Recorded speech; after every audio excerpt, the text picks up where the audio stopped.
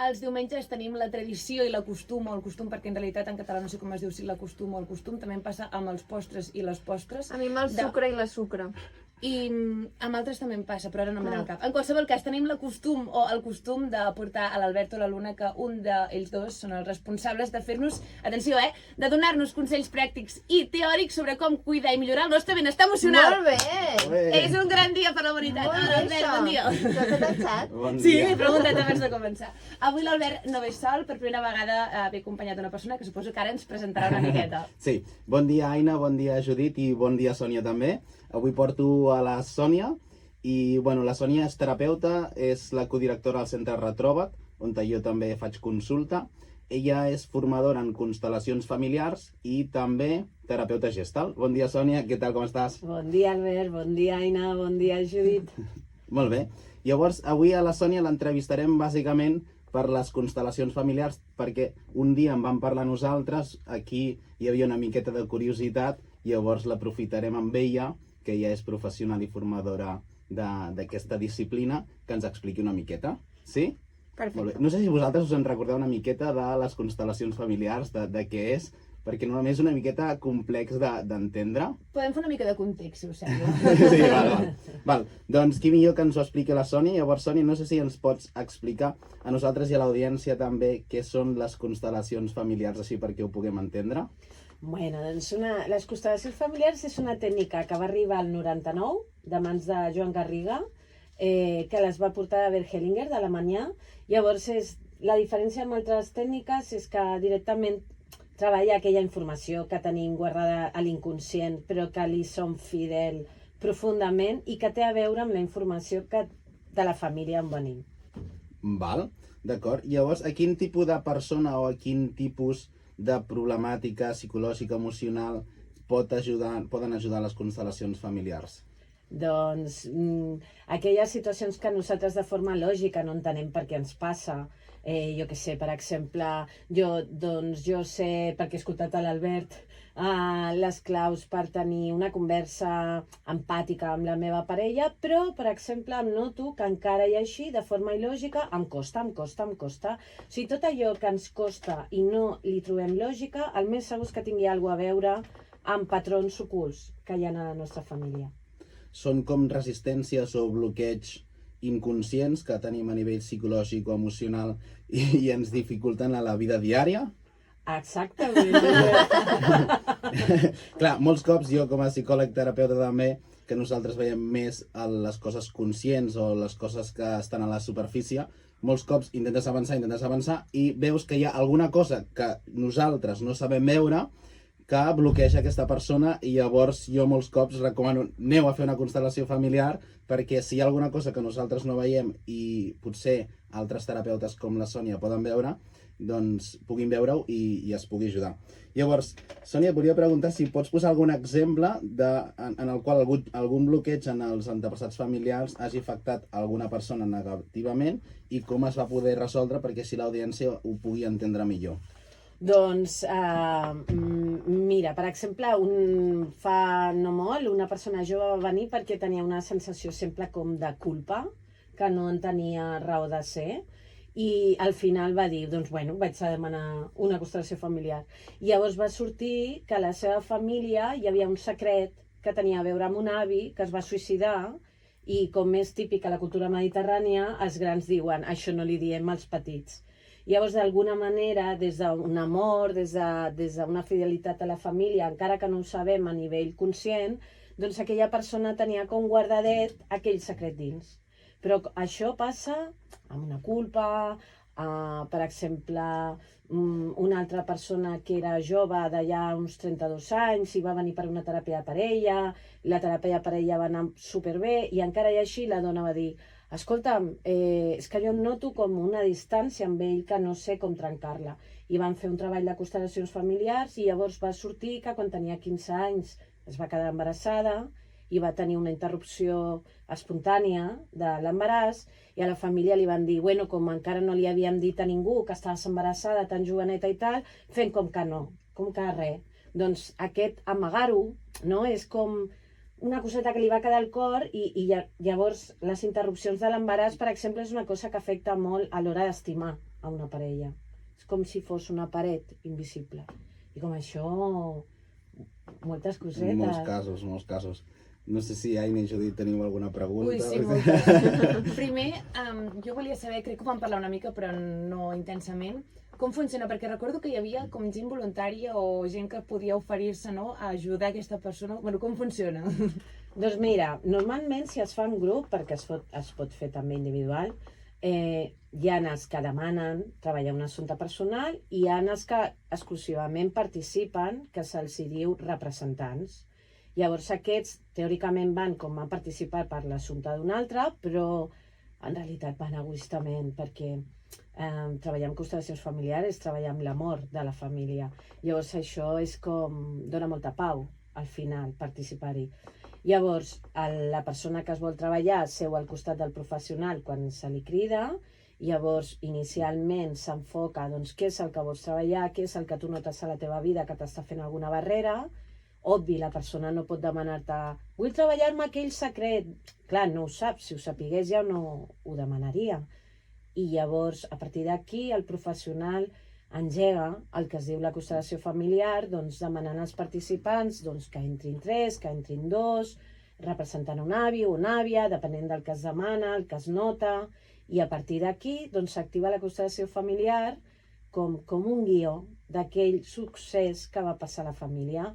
I arriba un moment que es troba el nus del secret o d'aquella cosa que d'alguna manera va quedar com endurida i no va poder fluir en aquella època, perquè hem de pensar que també a vegades hi ha ferides que són pròpies de la guerra, i llavors amb una atenció professional, amb una participació del client, que en algun moment també se li pot demanar entrar a la constel·lació familiar, doncs es tracta amb amor aquell succés i d'aquesta manera el client, allò que no sabia, és conscient, ja no és una paret invisible, sinó és algo que ha descobert i s'allibera.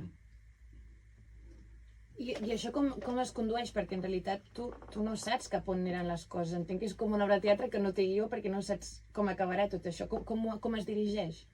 Bueno, la realitat és que les constel·lacions familiars funciona per paradigma fenomenològic. Això vol dir que des que va començar Bert Hellinger és com per repetició s'ha descobert que hi ha una sèrie de gestos que signifiquen X informació, que normalment quan hi ha un embaràs que es talla, doncs està comprovat que això té una influència en les teves relacions de parella.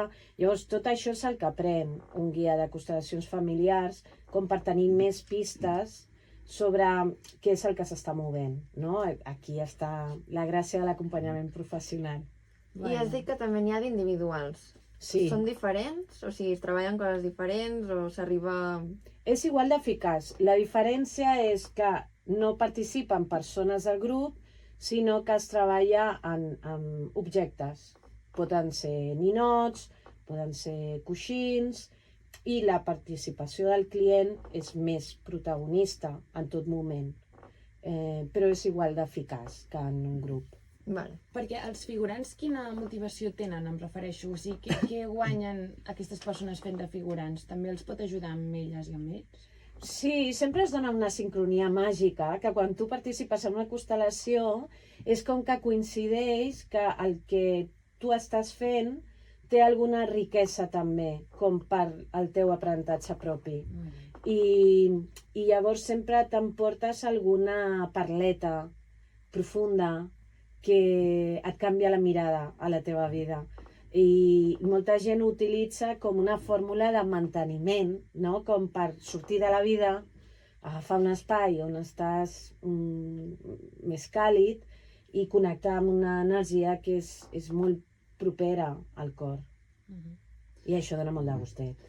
Jo el que m'he trobat també com a experiència personal meva, com a experiència professional amb persones que he vist i també després a les constel·lacions que he participat moltes a les de la Sònia, és que una interrupció de l'embaràs pot afectar molt a un sistema familiar. És a dir, que jo amb la meva parella antigament, o la meva mare amb la seva exparella o amb el meu pare hagin tingut un avortament, això em pot afectar molt a mi.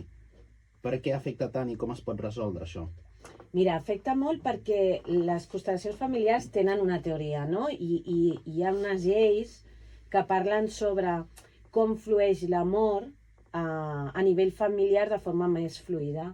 I una d'aquestes lleis es diu l'ordre de pertinença. Llavors, quan es dona un abort i no se li dona un espai des del cor, és com, clar, no s'està respectant aquest ordre de pertinència. Llavors això fa com un enredo en cadena. Primer amb la mare, perquè és amagar un dolor, després una dificultat a nivell de parella, perquè hi ha una part del cor que està com retinguda, després també amb els fills, perquè el primer pensa que és primer, però no és el primer, potser és el segon, i llavors els fills tampoc saben què és el que els hi passa, però potser noten com, no sé, com no estic del tot sempre en el meu lloc, i en realitat és un eco de que no té consciència del lloc que realment ocupa dins del grupet dels fillets. O sigui, realment llavors estem parlant d'una vida. Llavors això és de les coses que més afecten en els patrons familiars. Una vida i una ànima també, una consciència que potser havia de venir, no ha pogut experimentar-se en aquesta vida física, i llavors, com a tal, està en una altra dimensió, podríem dir, però encara està present dins el sistema? Sempre. I fins i tot, ja que hores això, afegeixo, és que potser no necessitava més temps. Potser 6 mesos o 3 mesos a la panceta de la mama ja era un regal. La diferència és que això implica un dolor a la mama i al papa, però per una ànima, 3 mesos a la panceta de la mama pot ser un regalàs ja. Has dit que la interrupció voluntària d'un embaràs pot ser anava a dir un atenuant, però no justament no és això, una cosa a treballar dins de les constel·lacions familiars, però també hi ha altres exemples, has dit. Per exemple, pot ser la mort d'una persona, un dol no ben passat o altres coses? Sí. Mira, per exemple, un cas bastant típic i fàcil d'entendre, ho dic perquè les constel·lacions s'entenen quan fas una. Quan fas una, com és una cosa molt natural, s'entenen a la primera. Quan ho parlem, costa més d'entendre de cap. Però un exemple que s'entén fàcil és, per exemple, si tu ets un fill d'un papa que mor als 8 anys. El teu pare, no? I llavors, d'alguna manera, des d'un amor sec, sense pensar-ho, tu et col·loques en un rol de parella de la teva mama, però sense saber-ho, des del carinyet.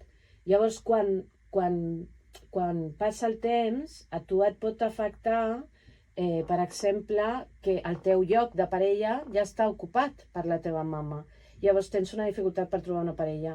Però potser per aquesta mare que s'ha quedat vídua, si no ha fet el dol, també el té ocupat, encara que físicament la persona no estigui. O sigui, realment és molt important, encara que no tenim molta tradició cultural, de donar un lloc de cor a les persones que se'n van. I a vegades anem tan ràpid que fins i tot no trobem com el tempus per obrir-ho des del cor, perquè ens fa popeta, però és qüestió d'amor. Jo entenc això que dius, de que fins que no ho deus viure és difícil, no? Des de fora, jo que no ho he viscut mai, se'm fa difícil entendre-ho. Tinc una altra pregunta. Estàs invitada quan vulguis. Com sap una persona que potser necessita fer una constel·lació familiar? Em refereixo, jo sóc la Judit i jo potser a mi m'aniria bé, m'ho invento, no ho sé. Però a mi ningú m'ho ha dit, jo no ho noto, no ho sé, ningú m'ho ha explicat. Com puc arribar aquí jo? Doncs perquè facis molta teràpia i notis que encara hi ha una cosa que està bloquejada. Jo m'estic treballant una cosa i noto que tot i així no avanço, no? Sí. I llavors pot ser que jo tingui alguna cosa retinguda dins que se'm pot solucionar fent una constel·lació familiar. Sí. Després, perquè si tenim una escolta activa, ens podem donar compte que no tinc cap raó lògica per sentir X cosa. Llavors, si jo tinc una sensació recurrent, o, per exemple, hi ha un patró que es repeteix molt a la família, per exemple, totes les parelles a la meva família se separen, però jo vull tenir parella estable. I és com sospitós, no? Yeah. Sí, els patrons repetits, les sensacions recurrents que jo no entenc per què, també és una pista molt clara. Si jo sé que, per exemple, hi ha alguna situació molt important a nivell familiar que va marcar molt a la família, doncs anar a fer una passejada per veure si li puc ficar més harmonia, no? A com jo sento que jo m'ho han explicat, que quan m'ho expliquen encara sento que hi ha com dolor o enfado. Doncs és una raó també per anar a tafanejar. Vale. I un cop jo he fet la constel·lació familiar i jo que si surto i ja sé quin és el meu problema. Jo he detectat el problema, però a partir d'això ho haig de treballar, entenc. No és que surtis d'allà i ja estàs... No? No ho sé, Passa de tot. Passa de tot. Passa de tot. Perquè de la mateixa manera que sense saber coses nosaltres som fidels, de la mateixa manera, quan nosaltres inconscientment treballem alguna cosa, també aprenem inconscientment. Llavors, a mi, per exemple, durant aquests anys, i com diu l'Albert, també com a clienta, no? Perquè jo també em faig constel·lacions a mi, és molt curiós comentaris tipus Anna, abans em costava molt això, he fet la constel·lació i ara no sé per què, de sobte ja no passa. Això, per exemple, és un efecte bastant típic de constel·lacions. O, per exemple, que a la constel·lació es dona una sèrie de frases, perquè a constel·lacions s'utilitzen frases sanadores, com molt tècniques, però se li diu tècnicament frases sanadores, i de sobte el client et diu vaig arribar a casa i justament la meva mare em va dir la mateixa frase que va sortir a constel·lacions. Això, per exemple, a mi m'ha passat com a clienta. O sigui, és com el més maco de constel·lacions, més enllà de que ens obre portes i ens deixa més lliures, és que hi ha alguna com màgic, que realment l'amor ens uneix entre els membres de la família. I és una sensació interna molt gustosa, perquè llavors els teus avantpassats ja no són els vells, sembla que són com aliats, no? I dona com una sensació de connexió al teu arbre. Hi ha una frase que diu Bert Hellinger, que a mi m'agrada molt, m'he portat per aquí una mica, que diu la vida no pot fluir si no ens mantenim connectats amb les nostres arrels. I és veritat. Nosaltres som humans, tenim arrels, llavors no som ocells. O sigui, ens dona força connectar-nos amb les nostres arrels, i més quan ho fem des de l'amor. També a nivell de psicologia així més pràctica. Sí, gràcies. No, jo dic, amb experiències personals i la meva personal i també com a professional, quan et ve una persona amb algun problema, pues, tinc una dificultat amb la meva parella o tinc aquesta dificultat. Quan comences a indagar, molts cops vas a la infància i molts cops vas amb la relació amb els seus pares. És a dir, i crec que també són frases de Bert Hellinger o de constel·lacions familiars, si tu no estàs en pau amb els teus pares, no has perdonat, no estàs tranquil amb les teves arrels, que és el que deia la Sònia, és molt difícil que estiguis en pau amb la vida o impossible. És molt difícil que tu estiguis tranquil i puguis tenir relacions sanes amb el treball, amb les parelles, amb moltes coses de la vida, perquè les teves arrels, la relació amb els teus pares no està sana. I això es treballa molt a consulta psicològica també. Sí, per exemple, a nivell d'arrels sabem que a través de les arrels de la mare nosaltres aprenem a tenir permís per ser feliços. I a través de les arrels del pare nosaltres aprenem a tenir permís a l'èxit. Perquè, clar, és mama i papà, i a través d'ells venen els seus papàs mamàs. Clar, és que en realitat té tot el sentit del món. I si estan vius, també es pot solucionar amb això o han d'estar morts? No, bueno, bona pregunta, però no, o sigui, la realitat seria, encara que estiguin morts ho podem treballar, però moltes vegades una demanda típica és tinc molta dificultat amb la relació amb els meus fills, o tinc molta dificultat amb la relació amb ma mare, i mira que ho parlem, i mira que ens estimem, i mira que em costa. Llavors, això també és una demanda bastant típica de constel·lacions. I ho recomaneu a tothom? De primeres, per exemple, algú que potser té més dubtes amb aquest tipus de teràpia o no hi creu tant, ho recomaneu igualment?